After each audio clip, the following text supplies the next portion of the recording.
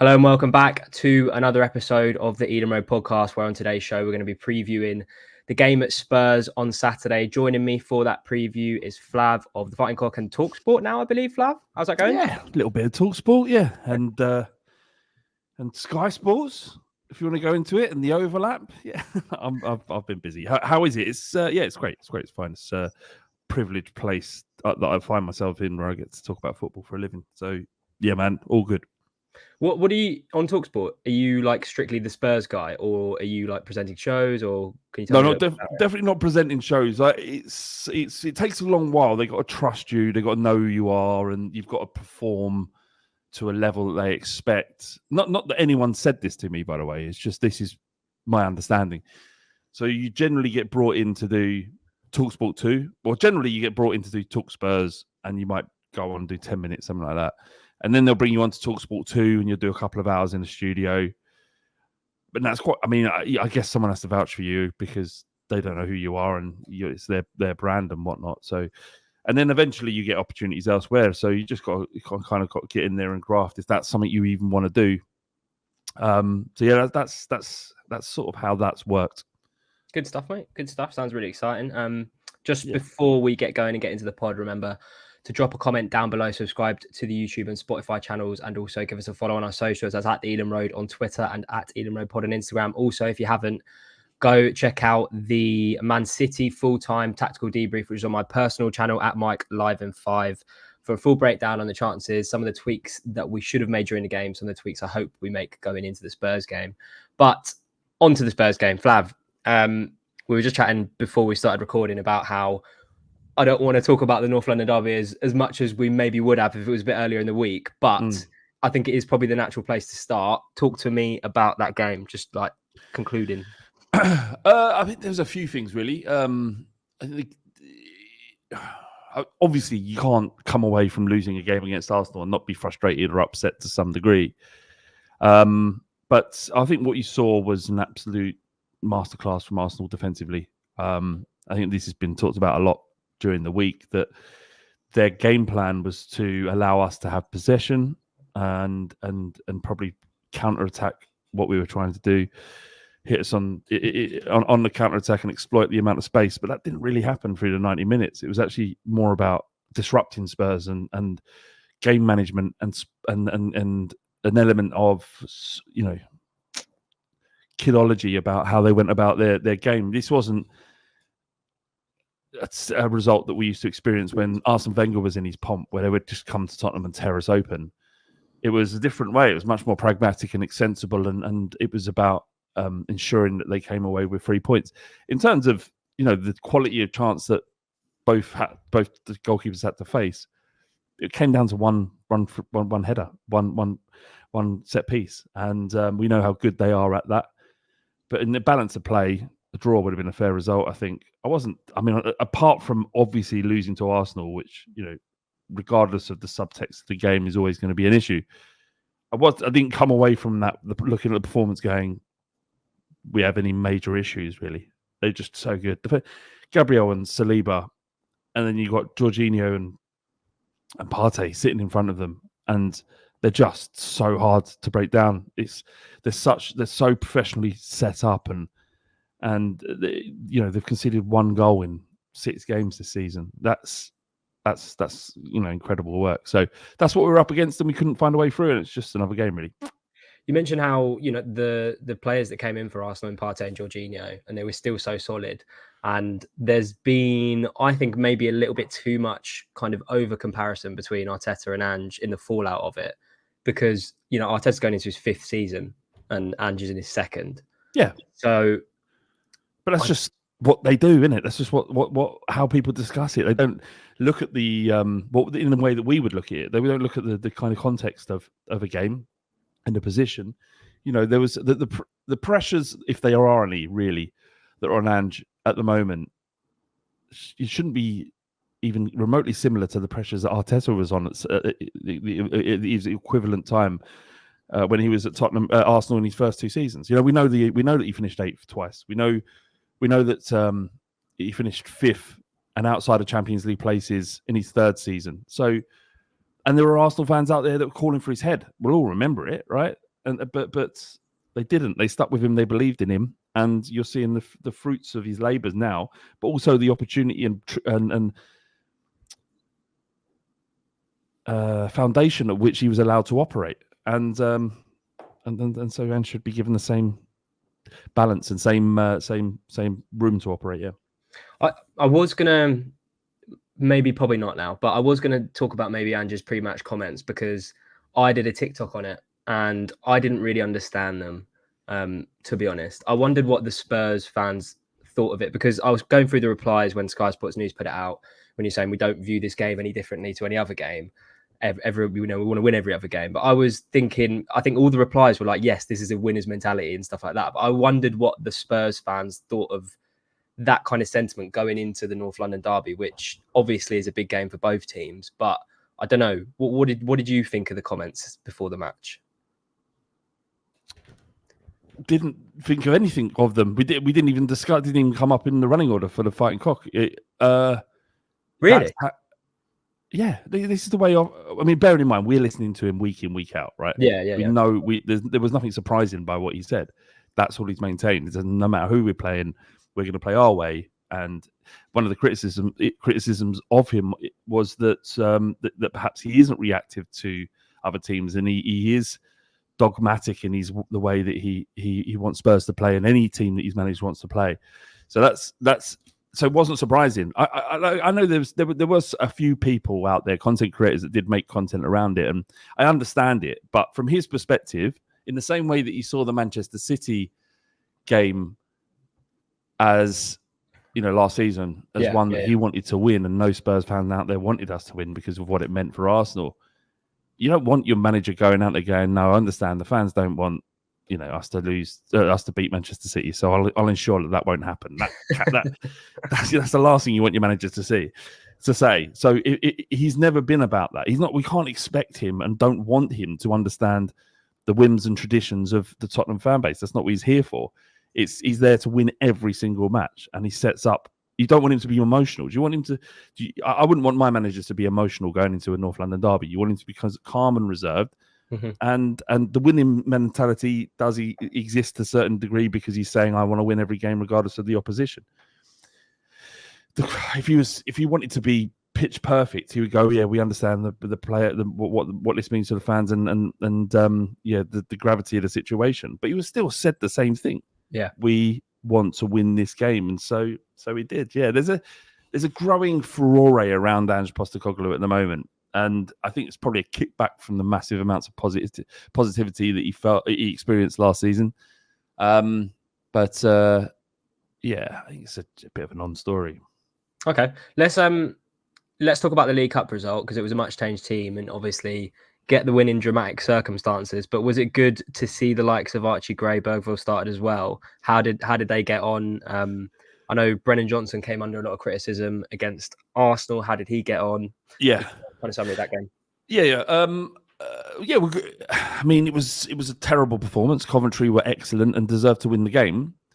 It only swung in our favour when we brought in you brought in James Maddison, Kulusevski, Son, and Brennan Johnson came on for an injured Odebear. But it was unfortunate and it was unfair that the Spurs came out winners of that game. But it's football. It's what happens. You don't win a game because it's fair. You win it because you put the ball in the net. It was good to see Bergville and Gray start. Bergville, out of the two, probably had the better game. Very comfortable, looking to receive the ball, not intimidated in any way. But he's obviously spent a lot of his time playing in Sweden at a lower level, significantly lower level in the Championship. So it's going to take him time. But he was good. There was a lot to be excited about in terms of him. I think he's going to blossom into an excellent player for us. He's got a leadership about him that very few players at that age do. He just feels comfortable on the pitch. Same with Gray, really. These are players that have been bought for the next 2 or 3 years rather than this season. And that's where some of the criticism of the transfer window has come from some sections of Spurs fans, is that how have we really improved our first 11 bar Solanke? And we haven't. We bought players that are prospects and that will hope to do things in the coming few years. but yeah, very lucky to get out there, out of that game, and it's down to a Brennan Johnson goal that meant that we're through to the fourth round. The Brennan Johnson situation is one that's much discussed. I won't go into as much detail now, but if you listen to the latest episode of The Fighting Cock, we talk about it from about 30 minutes onward. His performances for Tottenham have been an average, have been somewhat uninspiring for the amount of money we paid for him. But that doesn't mean you attack him through social media to the point where he has to delete his account. And to the point where he scores a winning goal to put us through, it should be jubilation from him, redemption arc well in play. And you saw his reaction to it. He didn't want to be in front of the Spurs fans. And it wasn't those fans in the corner that were abusing him. But my assumption from this is that he's now grouping all Spurs fans as having this anti-Brennan Johnson, sentiment, to the point where we would abuse him online, which is, he's talking about a tiny minority, but he didn't feel comfortable, and it was very uncomfortable to watch. Imagine how uncomfortable it was for him, where Sonny was pushing him forward to receive his accolades as a match winner, and he just didn't want to be there, and that's worrying. It's worrying. We kind of had the same problem with our goalkeeper last year, Mark Flecken, and we've spoken about it on our pod in terms of, it's all right to criticize and go on a podcast and maybe share your thoughts after the game on Twitter or whatever you want to do. But when people actually do take it, what good does it bring to call someone shit on, or just the pile-on? I really don't understand the pile-on by fans sometimes, because it doesn't do anyone any good. You got people who don't understand how to deal with disappointment, and so the way they deal with disappointment is to transfer the negative feeling they have inside them onto someone they feel is responsible. But it's a team game, and there's no world where Brennan Johnson or Flecken should be receiving abuse for doing their best. Their best might not be good enough. They might not be able to reach the levels we hope they would, but that's not on them. They didn't choose to be sold for £47 million, as in Brennan Johnson's case. You can question his ability, you can question how his efficacy on the pitch. You can't question whether or not he's giving his all. He clearly is. If he hits his first man on a cross, or isn't be able to go round the man, because in your head you feel that he should be able to go round the man. Not that you could do that, but you think he should be, but that's not necessarily a part of his game. That you can't internalize that feeling without abusing a 22-year-old child effectively online is something that just drives me. I just cannot understand it, really. Yeah, no, 100%. I think definitely sometimes it goes so overboard, and it just kind of goes past the point of criticism. But anyway, let's one more thing before we get onto the game specifically. You mentioned Solanke a couple of answers ago. I remember we had a conversation about Ivan Toney last time we spoke about the kind of vacant number 9 position at Tottenham. Obviously, you went for Solanke, and Toney's fucked off to Saudi, which is good business for us, because we got a fair decent amount of money for him with 1 year left on his contract. But I remember you saying at the time you wouldn't take Toney because of his attitude, and fair enough, I completely get that. As a Brentford fan, we don't think of him. He's given us great memories, but I wouldn't want to kind of run into him in the street and have a chat about him with his time at Brentford or anything like that. But what, in terms of, I know it's too early to judge Solanke, and I do think he'll come good, but in terms of going for Solanke over Toney, having seen how well Toney played at the Euros and the limited game time that he got, what do you think now? I just think that Toney was less. When we spoke last, when did we speak last time? Just so I can kind of time frame it. Was it about a year ago? Yeah, it was a bit because Toney came back in January, and we played you in his maybe like third game. That's right, I remember. Yeah. He played well in that game, actually. He did.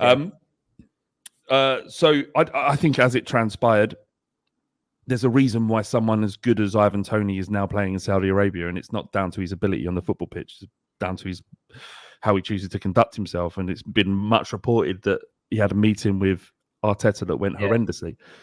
So for that reason, it doesn't matter how good he is or how well he done in the Euros. Solanke was always the better choice. Whether or not either of them are good enough to enable Tottenham to launch a league title challenge, which is essentially what we'd have to do in our next step, or finish in the top 4 continuously, well, it remains to be seen. But what I've seen of Solanke at Bournemouth and flashes at Spurs. I feel like he's a good player there. You can't sign Dominic Solanke with the length of his left on his contract for anything less. You know, he scored 19 Premier League goals, right? If you had a striker at Brentford, or if we had a striker at Tottenham who'd scored 19 Premier League goals and Manchester City wanted to come and poach him, we'd be asking for the same amount of money, if not more. So, yeah, it's just one of them things. I think, again, the price tag is an issue, but and the way teams set up against Spurs is an issue as well, because often they'll hand over the possession in the idea that we won't be able to break them down. We've been better at that this season than our results would suggest, but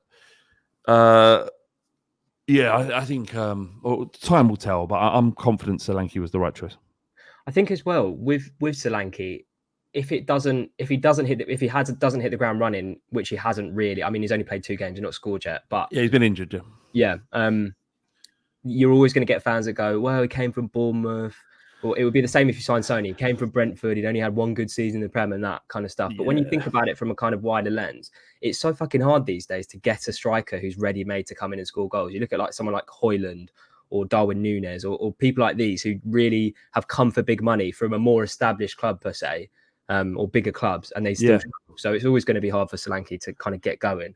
But yeah, I mean, that's a fair thing to say. There's going to be criticism, and then there should be an analysis on him, and there should be eyes on him, and I'm sure it will come good. But you know, there's essentially not lazy journalism. There's commentary everywhere, and Spurs are kind of well placed to be picked up because of that group of top 6 or big 6, for probably better way to describe them, in terms of those that can generate the most amount of revenue. Spurs are the ones that underachieve, right? So they're the ones that will be focused on, in the same way that Arsenal went through a horrendous period of really having lots of focus. I think even TalkSport had a section about Arsenal every single drive time show. So you got to take that because you're given every advantage, you should be subject to scrutiny. The advantages that Tottenham have compared to the advantages that Brentford have are gigantic. So we should receive the scrutiny that we do. I mean, it's fine. It's if you turn off Sky Sports News and you turn off TalkSport for a bit and just go about your life, you realise how unimportant these things are. Let's move on to the game. Going into it, what are your thoughts ahead of it? Because from a Brentford perspective, obviously lost the North London derby. You've just said that the performance against Coventry wasn't great. And I think the recent fixtures, Tottenham Brentford, it's always been a good game. I remember the away game last year, which was the most recent one. And we were good in the first half. You blew us away in the first 10 minutes of the second. And then we kind of got back into it. Tony gets a goal, but the game, there's not enough time in the game to get an equaliser. But it's always been, when we've played each other, a decent game, I thought. Yeah, close. Yeah. Always close. I'd expect it to be similar. It depends really how... The way to beat Spurs, and I think I've had this conversation last time, is what Arsenal did. Now, what we've seen in these first 3 or 4 games, barring Coventry, because Coventry are the first team that actually wanted to come out and play Spurs, weirdly. All the rest just sort of sat and waited and hoped that we'd lose the ball and transition would happen and then exploit all that space behind Van der Ven and Romero. But typically what we've seen is Spurs have dominated the ball up to, I mean, we're averaging 69%, 70%, and we know now that possession means bugger all. You can win the league with the kind of levels of possession that Leicester had back in 2015 or whenever it was they won it. Possession isn't all important, but it is. Ange Postecoglu obsesses about it. He wants to control as much of the ball as possible, and so it's better for a team, certainly at home or away in your case. It's better for you to pack the box and allow the space around it than it is potentially to try and play. Not that we're sort of invulnerable to that, and either like a sort of mid press or a mid block is effective against Spurs as well. But we'll be much more comfortable playing out this year than we have last year, and we've been a lot less susceptible to balls over the top this year than we have last year. The eye test perhaps doesn't back that up, but the statistics do. So, the Arsenal game, for example, as I said earlier, is that they didn't really hit us on the counter. There's one time which actually led to the goal from the corner.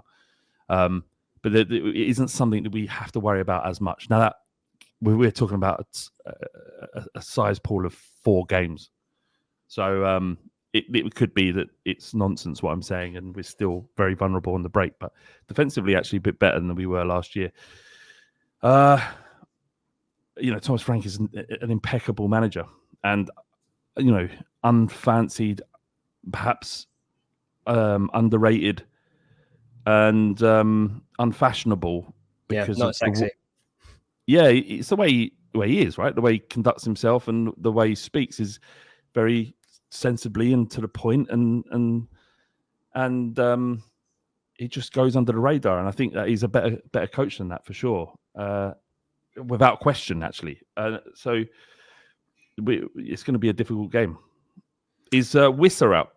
Wissa is out for a couple of months, which is a big blow for us, to be fair. So he got injured, but I wasn't sure. I didn't know about the severity of it. Yeah, it was Kovacic took him down against City last weekend, but that is going to be. I don't really know how much of a miss it will be, just because the only team we've played without Wissa has been City, so you can't really take much from that. And it was in the second half when we'd kind of lost control of the game a little bit. But I was going to ask about.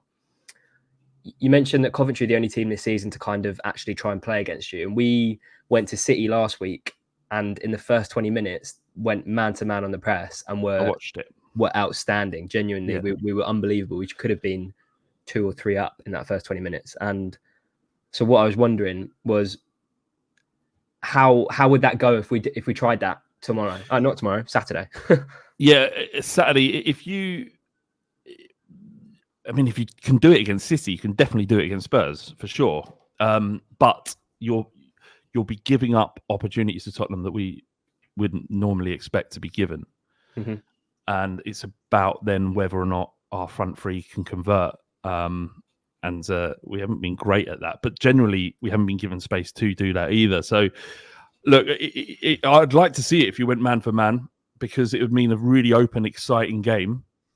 And one that I'd be much more comfortable watching. And that's not a slight on Brentford. I would never do that anyway, especially not on your channel. But it's a bit disrespectful in the most extreme.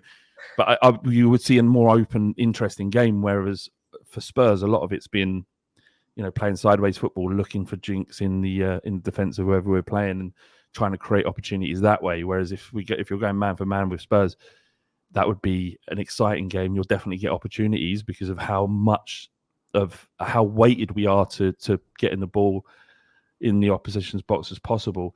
But the issue I think you might have is if you do that, is one thing. There are many things that we're not impeccable at, but the one thing we are impeccable at is turning over in the opposition box. Mm-hmm. I don't think there's another club in Europe that's done it as much as Spurs have.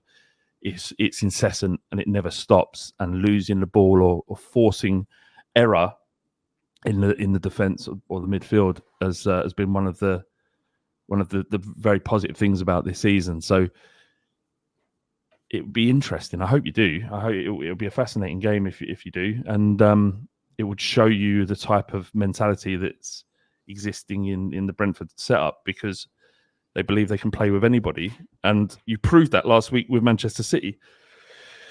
So it'll be exciting. Well, I mean, after we played Man City, Thomas Frank said we won. I think maybe it'd been after Liverpool, but he said we're one of the best pressing teams in the world. But it wouldn't, and obviously he's going to say that he's going to try and pick up the team as much as he can. But in terms of what our approach would be for the Spurs game, it wouldn't surprise me to see us do something completely different to that of what we did against City.